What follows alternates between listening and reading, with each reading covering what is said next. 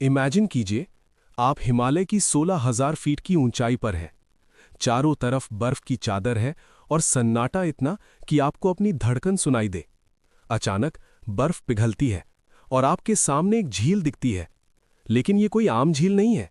इसके किनारों पर और पानी के अंदर सैकड़ों इंसानी कंकाल यानी स्केलेटन्स बिखरे पड़े हैं। ये कोई फिल्म का सीन नहीं, बल्कि भारत की सबसे रहस्यमयी जगह रूपकुंड की हकीकत है।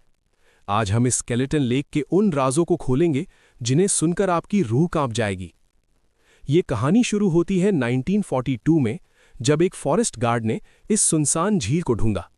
उसे लगा कि शायद ये वर्ल्ड वॉर 2 के जापानी सिपाही हैं जो रास्ता भटक गए थे। लेकिन जब रिसर्च हुई तो पता चला कि ये हड्डियां कल या परसों की नहीं, बल्कि सैकड़ों साल पुरानी हैं। सवाल ये उठा कि इतनी ऊंचाई पर जहां ऑक्सीजन कम है और रास्ता बेहद खतरनाक, वहां एक साथ 600 से 800 लोग क्या कर रहे थे? क्या ये कोई मास सुसाइड था या किसी दुश्मन ने इनका कत्ल किया था? उत्तराखंड के लोकल्स की एक बहुत ही डरावनी और हैरान कर देने वाली लोक कथा है।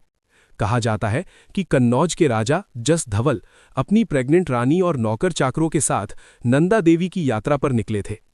राजा ने यात्रा के नियम तोड़े और शोर शराबा किया, जिससे माता नंदा देवी क्रोधित हो गईं। कहा जाता है कि उन्होंने ऐसी भयंकर लोहे की बारिश की कि पूरा का पूरा काफिला वहीं खत्म हो गया।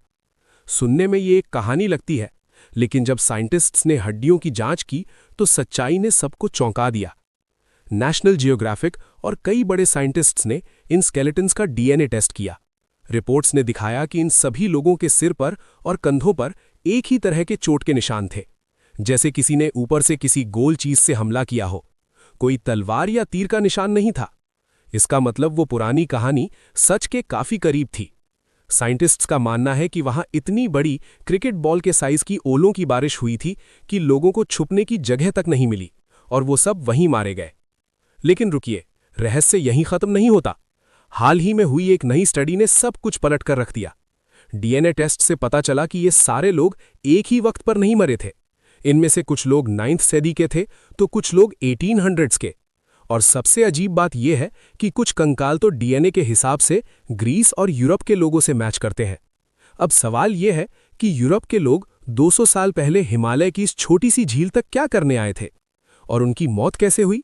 इसका जवाब आज भी किसी के पास नहीं है। रूपकुंड झील आज भी अपने अंदर कई राज दबाए हुए है। क्या ये कोई पुराना रास्ता था या ये जगह ही ऐसी है जो मौत को अपनी तरफ खींचती है? बर्फ पिघलती है, कंकाल दिखते हैं और फिर से ठंड उन्हें अपने आगोश में ले लेती है। आपको क्या लगता है, क्या ये वाकई देवी का प्रकोप था या सिर्फ एक कुदरती हादसा? अपने विचार कमेंट्स में जरूर बताएं।